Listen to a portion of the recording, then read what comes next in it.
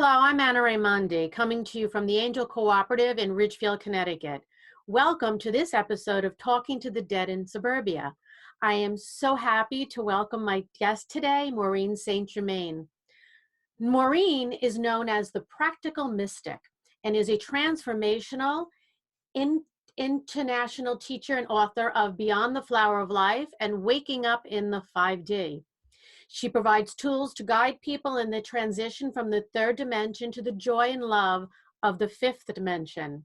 Her interest in the Akashic Records resulted in her being granted access to this dimension that has been off limits to most of humanity for millions of years.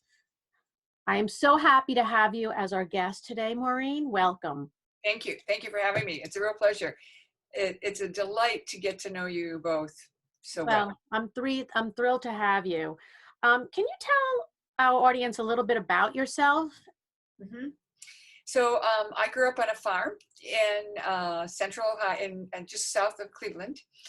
And I was always looking to the sky. I loved having the planes fly over our house. We were in the flight path. And as a child, I was very, very intuitive. I knew things that no one else knew. And growing up Catholic, we had this beautiful book, a gold-bound Lives of the Saints, kind of like a giant dictionary. And I would always pull it out and look at it. And one day it wasn't in the cupboard where it was supposed to be in that bookcase.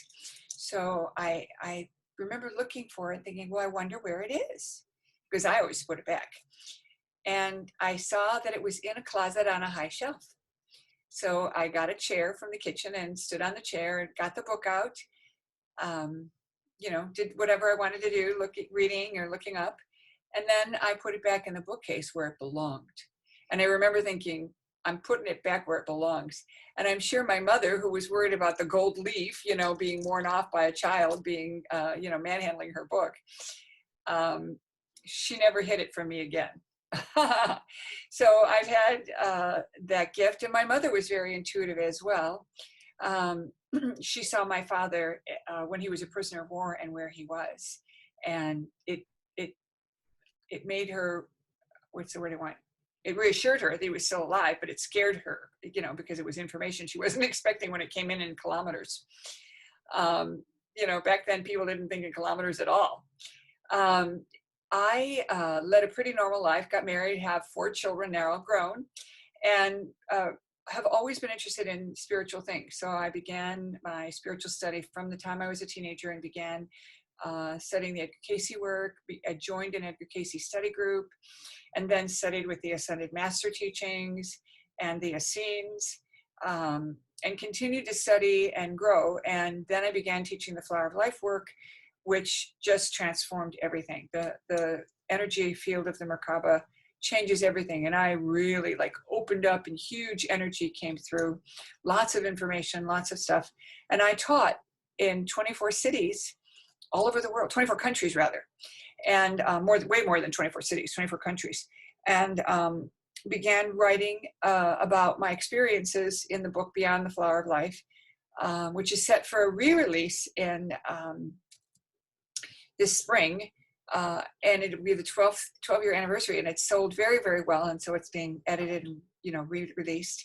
And then I wrote the book Waking Up in 5D, which has really helped people begin to understand that the 5D experience isn't just flipping on a switch.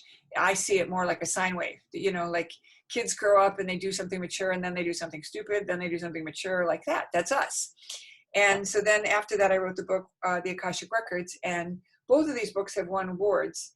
And I teach people how to open the Akashic Records and how to work in the field.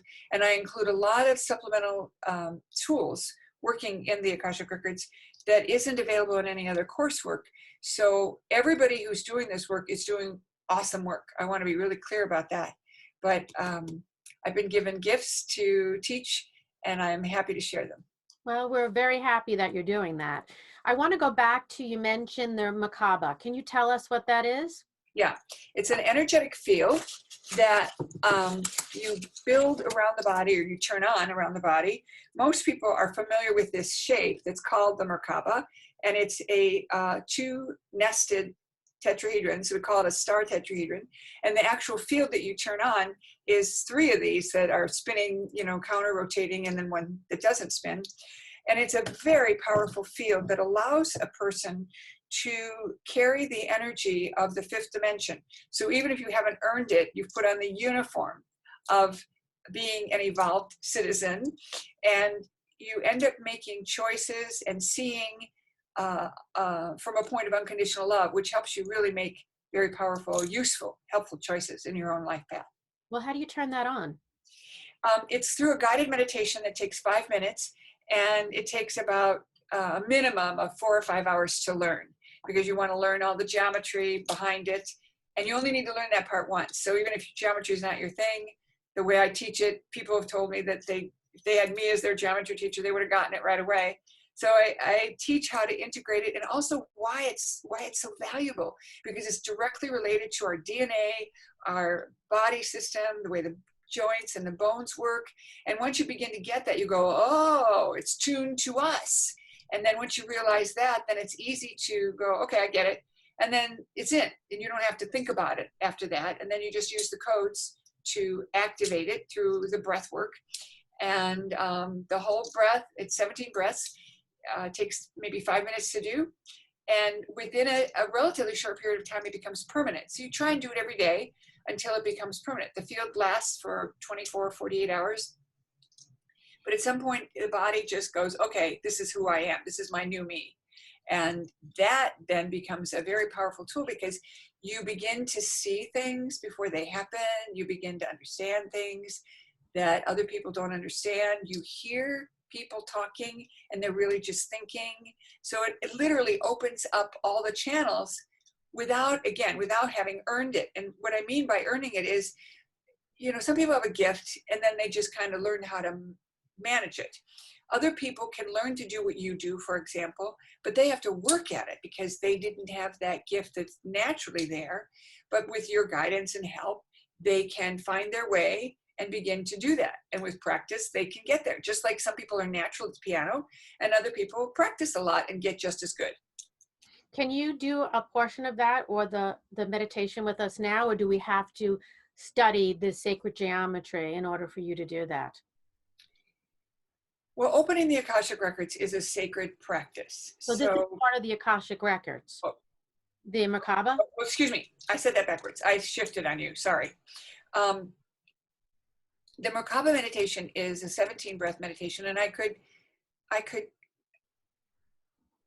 possibly ask for that energy to be implanted in you, but for me to take you through the steps, it wouldn't make sense to you, because I'm doing certain mudras and holding the breath a certain way.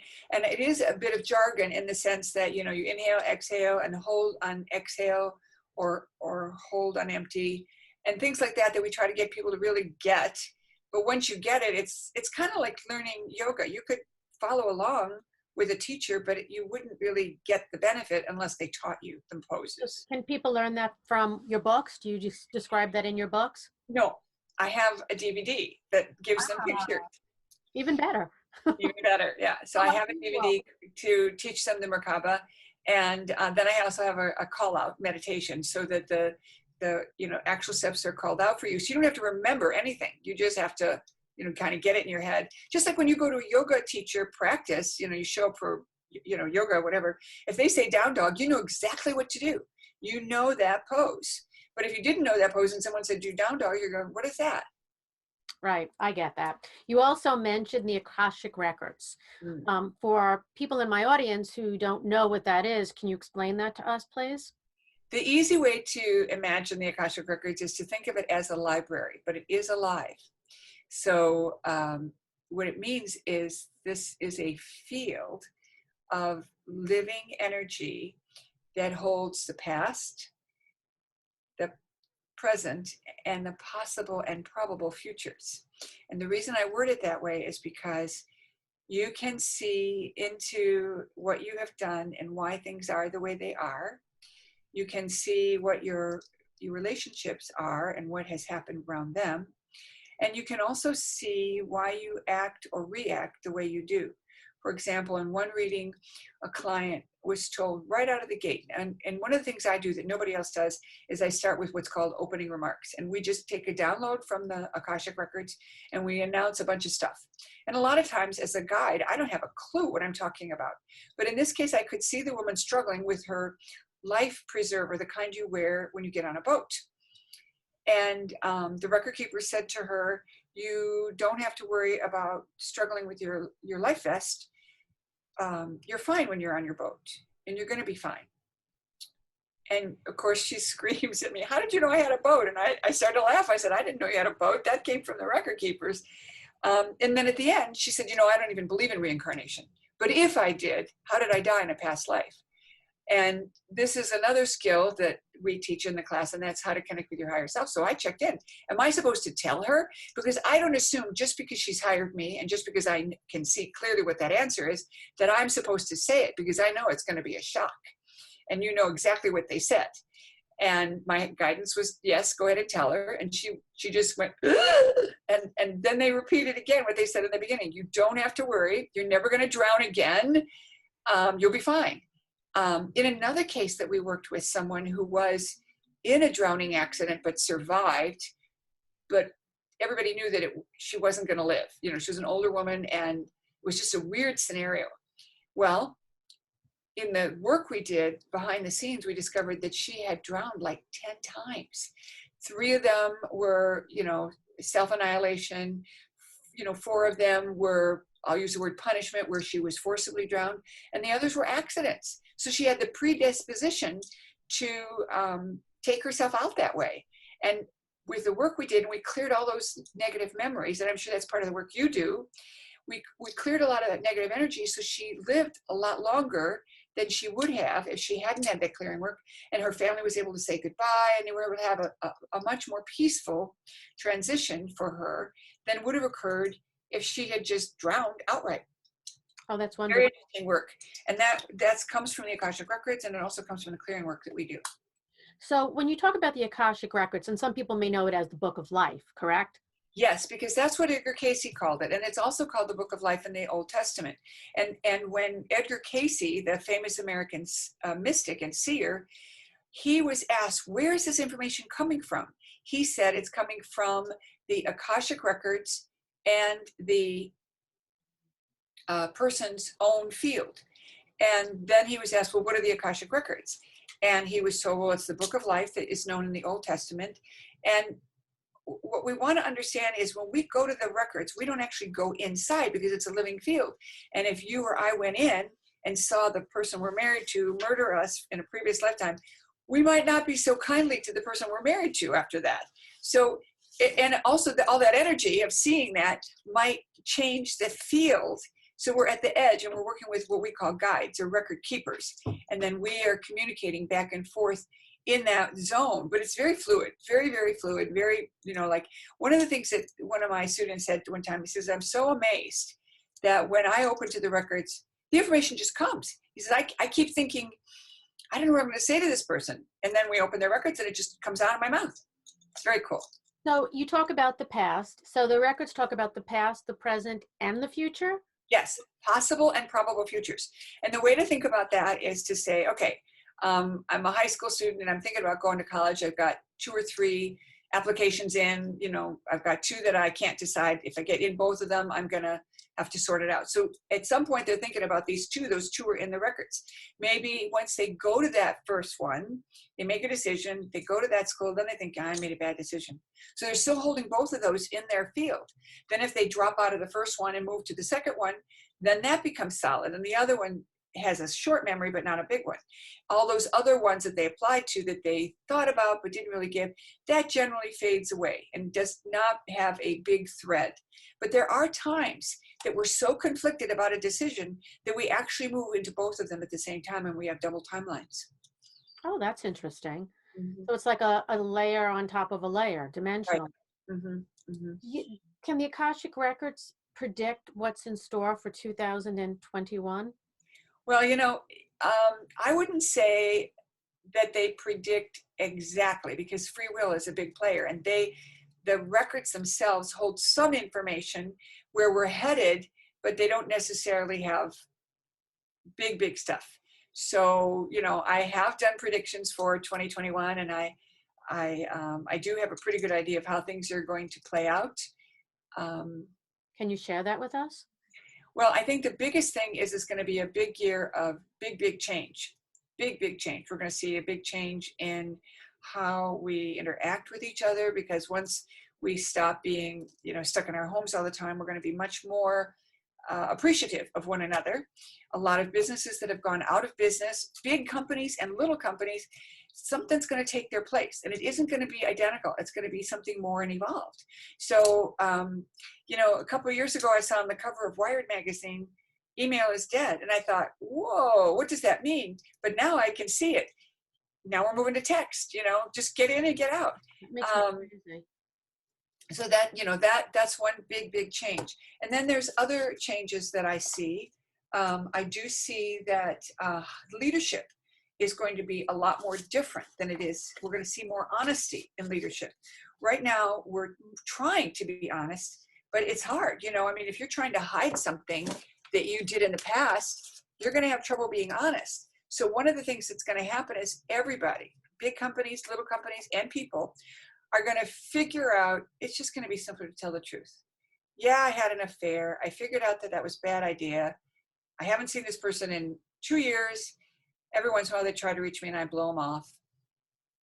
And I'm really sorry that that happened, but it made me a better spouse because I recognize how valuable my relationship with is. And I know this hurts to find out, but I'm doing the best I can here. That kind of level of honesty is hard to come by, you know, because if we've done something that we're ashamed of, it's hard to be open about it. But you see it a little bit in politics even now, where a politician will say, you know, I did this. I know I shouldn't have. I'm really sorry. I'm recognizing my mistake. You know, I won't do it again, or something like that. So that's really helpful. We're going to see breaking down of all the structures that we counted on. So the way we operate is going to change. And I'm not exactly sure how that's going to play out. But what I see is the systems and the structures that we have, for lack of a better word, become comfortable with are going to take on a new form. Excuse me. So old established ways of doing things are just going to evaporate. And this was a year of letting go of that. You know, it's kind of like if you're used to doing things a certain way, you always do it that way. And you don't want it to change. And I'll give you a funny story. You know, when I first married my second husband and I was saving the goat cheese in the wrapper a certain way, he says, we do it this way. And I remember growling at him and saying, do you want to do this? And so, you know, it's a simple thing, but what is happening is that everybody is more sovereign. Everyone is stepping into their power a little bit better, and they're able to express how they feel instead of just, you know, acquiescing or rolling over.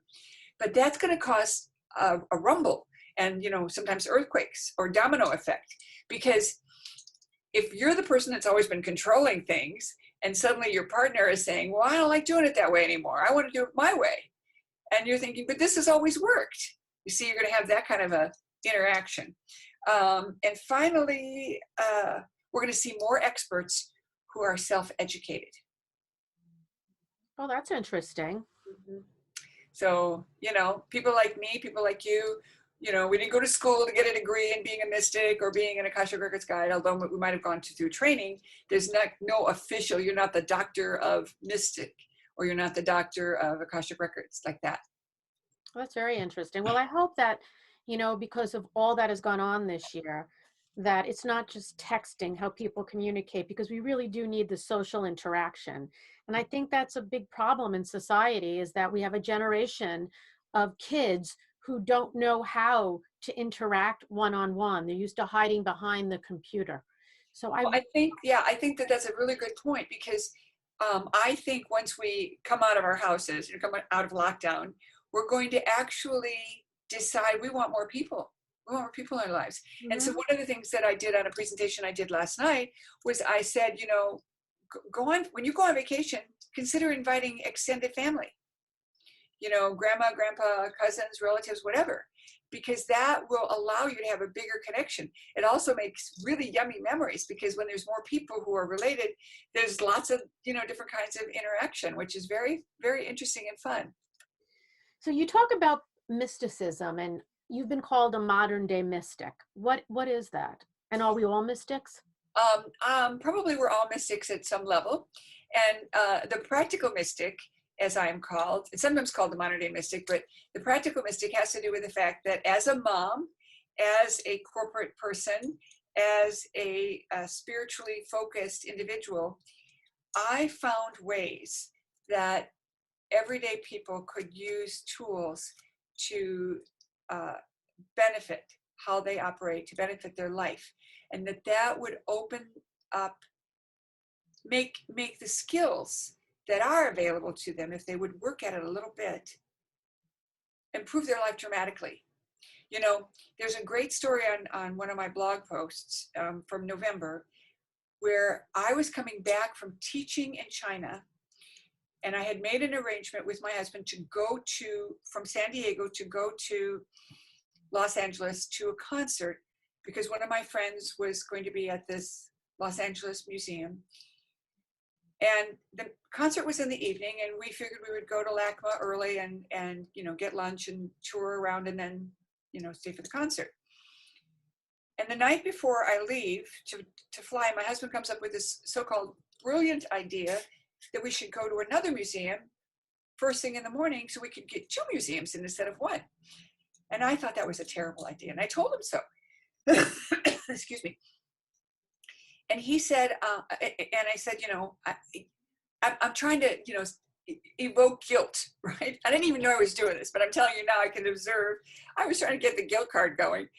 And, I'm going to be off on a plane for 15 hours. I'm going to be exhausted. I want to sleep in, blah, blah, blah. And he just kind of listened. And as soon as I got off my little pulpit, I then said, but I'll check in with my higher self. And if my higher self says I should do it, I'll do it. Well, all kinds of cool things happened.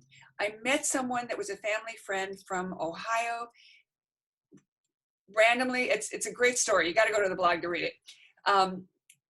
I ended up inviting them to stay in my New York apartment because I wasn't there all the time. Turns out they had 2 daughters that were going to school in New York, so it was very helpful to them. Then one of their daughters went to work for me and was the best assistant I ever had. And then when she couldn't work for me, I had another assistant that worked even longer. Was her friend that she referred. I never had to do any interviews. All this because I was willing to do something I didn't want to do. Yeah, that's pretty interesting. Would you say that was almost a little bit of a manifestation? Oh yeah, because I put it out there that I needed a new assistant at one point, and that I was open to do what my higher self guided me. And that's the thing about this higher self connection that I teach in all my classes. It's in all my books, and it's so powerful because it's a very 3D tool. It's very, like I worked in the corporate world, and we had to have proof and steps and like that. And so I developed a way to connect with your higher self that you do these 3 things, and you will be able to connect with your higher self and have accuracy. You won't have to trust your higher self. You will know your higher self. Just like we trust that we'll have this great radio show, but we know the sun's going to come up tomorrow. I think what's really important. So I wrote a book called Conversations with Mary. I communicate with Mary. And one of the things she repeats over and over again is to keep it simple. There's so many people out there who do things that are very complicated and very hard, as you say, for the average person to follow. I think for anybody to follow, if you put too much on your plate from that wonderful buffet, it overwhelms you. So just to keep it very, very, very simple. And I think what you're saying is, 3 steps. You can do this, and then it becomes routine. It's your comfort zone. You bring it forward is very, very, very important. I think we're all trying to speak to humanity in a way that we can raise the vibration in a way that is just simple. Like I say, just go to the supermarket and say hello to somebody, thank the guy who's packing your groceries and ask him how his day is. Like simple things like that. Do you agree with that? Absolutely. In fact, I even go to the place where when we're driving and we see a traffic accident or any kind of, police pulling over, we call on the angels to help the Yeah. policeman and the driver. And if it's an accident, to help all the players, the paramedics, the person who might have been needing assistance. And that's just a cue to help me, remind me, hey, I could say a little prayer for those people and call on the angels.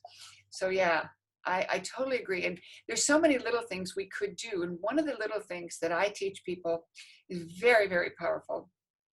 And I learned this by accident, like a lot of things. That's why I call myself the practical mystic, because even though that's what I was called in this book, the practical mystic, it still is quite interesting to me how it all plays out. So the simple thing is, I'm asking for a day of heaven on earth for me and everyone I come in contact with. And what that does is changes the vibe for me. So I'm walking in like I've got fairy dust all around me. And everybody who gets close to me gets a little of that fairy dust. And so the interactions are always very high and very positive. And we all know, like when you call the bank or you have some kind of interaction where you got to sort something out and you feel bad, you kind of go in with like you're growling or scowling because you're unhappy about something. And when you set the tone and you announce every day, at least once a day, I'm asking for a day of heaven on earth. So heaven on earth is the equivalent of 5D. And that's why it's so powerful, because it just changes the vibe. And the first time I did it, I had this amazing experience where everything just flowed. And I had a flood in my basement. I had to catch a flight. I had to call the repairman. I had to, fix the flood. Everything worked. Everything came together. It was so amazing. And I'm sitting on the plane looking around going, how the heck did I pull that off? And I was told, well, you asked for a day of heaven on earth. So then I thought, whoa, next time I have a chock-a-block day, I'm going to do that again. The second time I did it, I thought, wait a minute. I don't have to wait till the day's chock-a-block. I can ask this every day.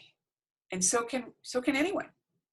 Yeah, I firmly believe that, people very often feel unworthy and they look to those who have the platform, like us, to speak to spirituality as almost their gurus. And we're not gurus. We're just No, people, just right. like them. And we're all worthy, it's about taking stock and responsibility of who you are, raising your own vibration in whatever way, if that means being kind and compassionate, connecting to the angels, to God, to whatever you believe in, you can bring it forward and you can claim every day as your own heaven on earth. And all those experiences that are horrible, they're all learning. It's learning that some things just don't matter.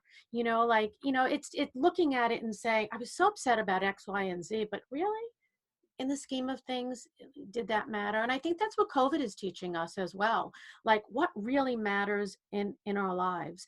And the ability to hold that within ourselves, and like you said, like the fairy dust, it's contagious. When you raise your vibration or you bring in heaven, it's contagious. And again, it can be simple. Like my kids laugh at me, because I always get a parking spot at the front of the supermarket or wherever I'm going, because I just say, okay, come on, angels.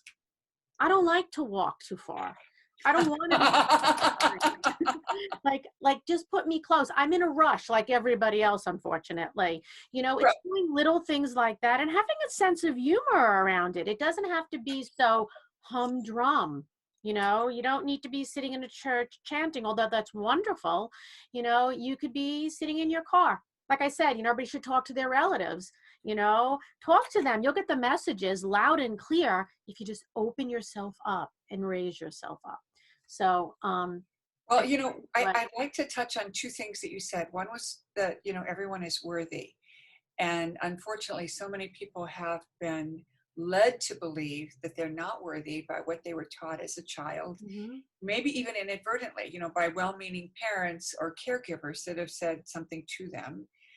And so how do you figure out that you're worthy? And the answer is you don't have to figure it out. You try it out. So if you're worthy, you know that if you call the angels, they'll come.